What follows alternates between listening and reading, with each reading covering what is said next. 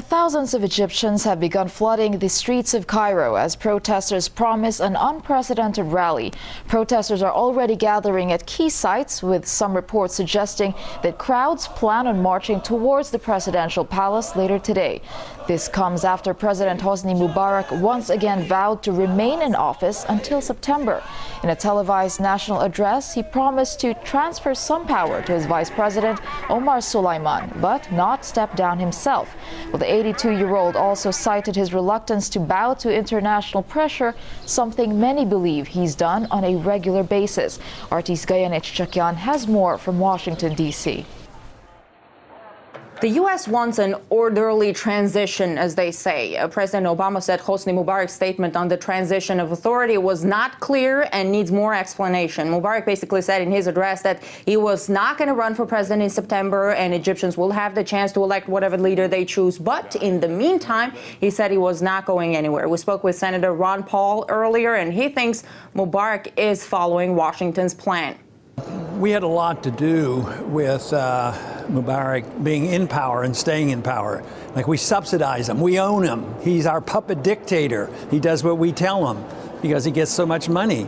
He's gotten probably $60 to $70 billion, and I understand his family probably has $60 or $70 billion stashed away in Swiss accounts and other places around the world. Washington can hardly be considered to be impartial when it comes to power struggle in Egypt. It's a strategic location for the U.S. Mubarak has been a close ally for 30 years. The U.S. has been pumping billions of dollars into the Egyptian military, and they certainly don't want to lose that. Whoever is in power, there is a great chance that they won't lose that. Although the official position is it's up to the Egyptian people to choose their next leader. Washington is apparently pulling some strings. The man who was sort of in charge during this tumultuous transition and who's seen as a possible alternative to Mubarak is a big CIA friend. It's Omar Suleiman. He has reportedly orchestrated the brutal interrogation of terror suspects abducted by the CIA. Also, in the run-up to the U.S. invasion of Iraq in 2003, the CIA relied on Mr. Suleiman to beat confession out of a detainee who said Saddam Hussein had connections with al-Qaeda, something that was proven to be false, but back in the day was perfect for the Americans who desperately needed an excuse to invade Iraq. So he's an old friend, not hostile to Israel. That's basically all the U.S. wants from a future leader of Egypt. In official statements, of course, U.S. officially says U.S. officials say they would want to see a leader who hears his people's grievances. But there's certain hypocrisy here. Just a year ago, when asked about human rights violations by the Egyptian government, I remember Obama's response was, Egypt is our close ally, and it's not the job of the United States to lecture Egypt on democracy and human rights. The rhetoric for Egypt has changed in recent weeks. The U.S. took up its old role of democracy preacher, but if you watch American TV, listen to American politicians, it's all about U.S. interests, not really about Egyptians. They want democracy for Egypt, but a democracy that will be okay with the United States. Well, RT also spoke with author William Engdahl, who says that Mubarak's demise is now a U.S. priority after the longtime Washington ally dropped his support for America's Middle East policy.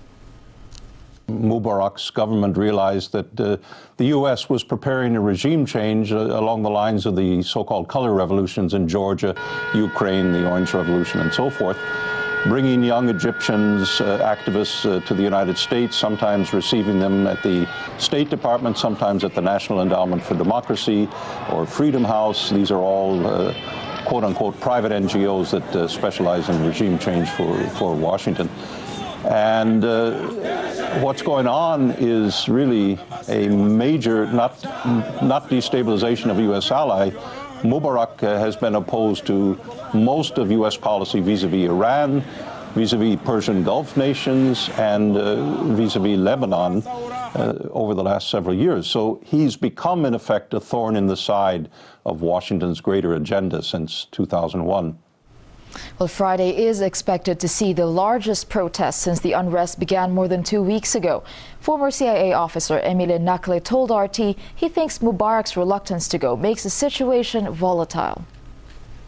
Now that the President Mubarak, that is, has said he would not leave, I'm afraid that they are going to expand their revolution and take it beyond Tahrir Square to government buildings as we see them doing. In fact, the movement has already selected a leadership of 14 people, and this leadership consists, among other groups, of the Muslim Brotherhood. So I do not believe that the Muslim Brotherhood necessarily will take over the movement.